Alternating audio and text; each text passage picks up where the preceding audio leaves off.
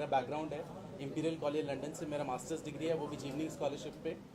और इतने साल से 18-19 वर्षों से जो मेरा भी अनुभव रहा है हर जगह पे कार्य करने का, तो जब भी जैसे चाहे बॉम्बे में मेट्रो में काम कर रहा हूँ कर रहा हूँ इस वक्त, उसके पहले मैंने लखनऊ में, कोचिन में पहले तो मीडिया के सभी साथियों को और जो लोग भी यहाँ हैं सबको मेरा जोहार।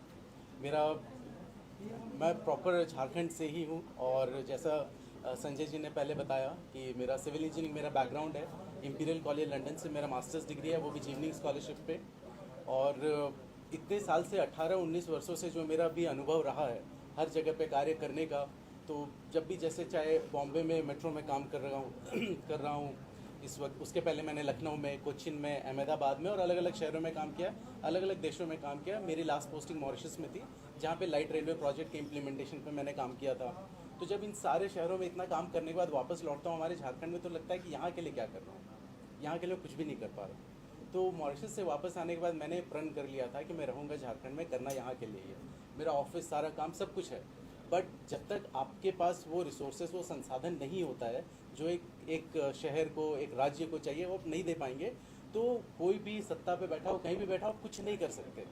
तो मैंने बहुत सारे प्रपोजल्स बनाए, मैं बहुत लोगों से मिला पिछले 2 साल 3 सालों में। इवन माननीय चंपाई सोरेन जी से भी मिला हूँ मैं, और भी बहुत लोगों से मिला हूँ। लेकिन कहीं ना कहीं लगता है कि एक नेतृत्व या उस चीज़ को समझने की, और जबकि JBKSS में मैं इस जो आंदोलन था उसमें अपने स्तर पे मैं जो कर सकता था वो मैंने किया है शुरू से ही। भले डायरेक्टली इनडायरेक्टली मैं कांटेक्ट में नहीं आ पा रहा था या नहीं हो पा रहा था, जो भी मेरे काम का जो भी कमिटमेंट था, बट संजय जी से मिलना, जयराम दास से मिलना, सबसे मिलना, इतना पॉजिटिव एनवायरनमेंट हो गया। जो कहते हैं यंग ब्रेन्स, एनर्जेटिक माइंड, सब मिलना। तो किसी ने अभी शहरी विकास के बारे में भी बात किया था, बड़ी अच्छी बात है वो, क्योंकि हम लोग जल, जंगल, ज़मीन, इन सब की तो बात कर रहे हैं। जब हम अर्बन डेवलपमेंट की बात करते हैं तो उसके लिए भी हमने ऑलरेडी एक स्केच बना रखा है, जो जयराम दादा ने अभी पूरे डिटेल में देखा नहीं है, बट फिर भी मैं कुछ पॉइंट्स ऐसे सामने रख देता हूँ। जैसे हम लोगों ने ये सोचा है कि एक JBKSS का अपना एक टेक्निकल एडवाइजरी विंग होगा, जिसमें हमारे ही सिमिलर माइंडसेट के लोग, जो चार्टर्ड अकाउंटेंट्स हो, इंजीनियर्स हो, डॉक्टर्स हो, लॉयर्स हो, वो एक एडवाइजरी विंग होगी जो हर मुद्दे पे, जो कहते हैं कहीं कोई एक ऐसा मुद्दा है, सरकार उस पर नीति बनाती है, वो कोर्ट में रिजेक्ट हो जाता है। ऐसी इतने IAS, इतने लोग मिलके वो पॉलिसी बना रहे, कोर्ट कैसे रिजेक्ट कर सकता है? इसका मतलब है कहीं ना कहीं उसके असेसमेंट में, कहीं ना कहीं उसे समझने में कहीं भूल हुई है।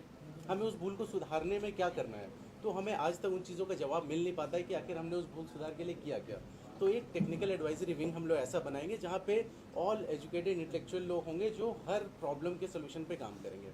उसी तरीके से एक और टेक्निकल एडवाइजरी विंग होगी, अगर अगर हम लोग विधानसभा तक पहुंचते हैं तो उसमें हम लोग ये चाहेंगे कि हमारे जो ब्रेन पावर है झारखंड के अंदर, मैनेजमेंट साइड से IIM रांची है, XLRI जमशेदपुर है, इंजीनियरिंग की बात करें तो NIT जमशेदपुर है, BIT सिंदरी है, हमारे पास BIT मिश्रा है, वहाँ से हो। जब एनवायरनमेंट की बात करें तो हमारे पास ISM धनबाद है। और अगर हम लोग बात करें इसकी, अगर सोशल सेक्टर की बात करें तो Xavier institute of social service, Tata, वो सारे यहाँ पे हैं। तो हम जब टेक्निकल, मैनेजमेंट, एनवायरनमेंट, सोशल, एक इंक्लूसिव टीम बनाएंगे जो एक ब्रेन हाउस, एक स्टार्टअप इंक्यूबेटर जैसा काम करेगा, जहाँ युवाओं को मौका भी मिलेगा, एक हर प्रॉब्लम का एक टेक्निकल अच्छा सोल्यूशन निकलेगा, जिसको हम लोग किसी भी लेवल तक लेके जा सकते हैं, किसी भी लेवल पे डिफेंड कर सकते हैं, चाहे वो राज्य सरकार हो या भारत सरकार हो। उसके अलावा जो हम लोग अर्बन की बात कर रहे थे, तो यूनाइटेड नेशंस, संयुक्त राष्ट्र का अपना सस्टेनेबल डेवलपमेंट गोल्स होता है, जिसमें 17 गोल्स हैं।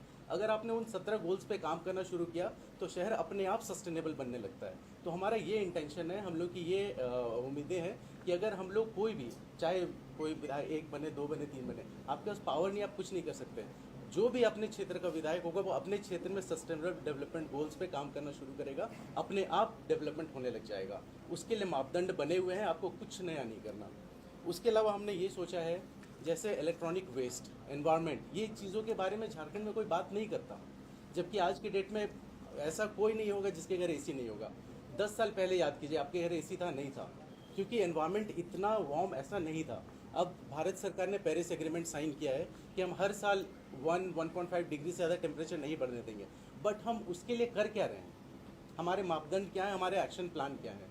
तो हमारा ये इंटेंशन है कि हम लोग एक्शन प्लान बनाएंगे, हम उसको मॉनिटर कैसे करें कि अगर हमें इस टेम्परेचर को 1 डिग्री से ज़्यादा नहीं बढ़ने देना है, उसके लिए हमें करना क्या है? हमें पेड़ लगाने हैं, हमें एक पब्लिक ट्रांसपोर्ट अच्छा लेके आना है, हमें सड़कों से गाड़ियाँ हटानी है। पूरा जो ग्लोबल हाउस एमिशंस है, जो CO2 एमिशंस होते हैं, मीथेन एमिशन है, उसमें कार्स और व्हीकलर पोल्यूशन सबसे ज़्यादा है। अगर हम लोग एक ऑल्टरनेटिव मोड ऑफ ट्रांसपोर्ट देते हैं, आज जितने लोग यहाँ पे आए, कोई ना कोई अपने 2 व्हीलर से, कोई 4 व्हीलर से आया है। मान लीजिए एक मेट्रो चलती है रांची में यहाँ पे, तो कौन ऐसा होगा जो एयर कंडीशन मेट्रो में आराम से बैठ के नहीं आना चाहेगा? क्यों सड़क पे हम जाके हॉर्न बजाएंगे और ट्रैफिक में फंसेंगे? तो हमारा ये इंटेंशन है कि जब अगर इनकेस हम लोग पावर में आ जाते हैं, तो हम लोग कम से कम सारे शहरों में, बड़े शहरों में, Dhanbad, Bokaro, Ranchi, Jamshedpur, comprehensive mobility plan बनवाएंगे, जिसके तहत कौन से जगह पे ट्रैफिक को इम्प्रूव करने के लिए क्या सोल्यूशन चाहिए, वो उस पर काम किया जाएगा और उसको हम लोग हर स्तर पे उसको अप्रूव कराने का काम करेंगे। और उसके अलावा एक और बहुत अहम मुद्दा है हमारे शहरी क्षेत्र में या गांव के क्षेत्र में, रोड एक्सीडेंट्स का। झारखंड में हर दिन आप न्यूज़पेपर उठाएंगे, किसी भी शहर में आप देख लीजिए, 4-5 एक्सीडेंट्स और उससे मौतें हर दिन हो रही है। तो हमारा ये भी एक इंटेंशन है कि हम लोग हर रोड क्रैश, हर एक्सीडेंट जिसमें भी किसी की डेथ हुई हो, एक रोड क्रैश इन्वेस्टिगेटर की एक टीम बनेगी जो ऑडिट करेगा कि आखिर ये क्रैश, ये एक्सीडेंट हुआ क्यों। क्या ये पॉलिसी लेवल कुछ गलती है, तो रोड की डिज़ाइन में गलत है, या कुछ ड्राइवर गलत चला रहा था, और उस असेसमेंट की रिपोर्ट जाएगी ऐसी टीम के पास जो इम्प्लीमेंटेशन काम करेगी, यहाँ सुधार क्या करना है। तो प्रॉब्लम सारे जानते हैं, सोल्यूशन हमारे पास है। तो इसीलिए हम लोग चाहते हैं कि झारखंड में जो भी हमारे लेवल के, जो हमारे सोच से तालमेल रखते हैं, वो हमारे साथ जुड़े, हमें उस लेवल तक पहुंचने की कोशिश करें जहां हम ये सारी चीज़ें इम्प्लीमेंट करवा पाएंगे। नहीं तो फिर से वही होगा, सत्ता पे कोई और बैठेगा, प्लान्स कागज़ पे रहेंगे और यहीं रह जाएंगे।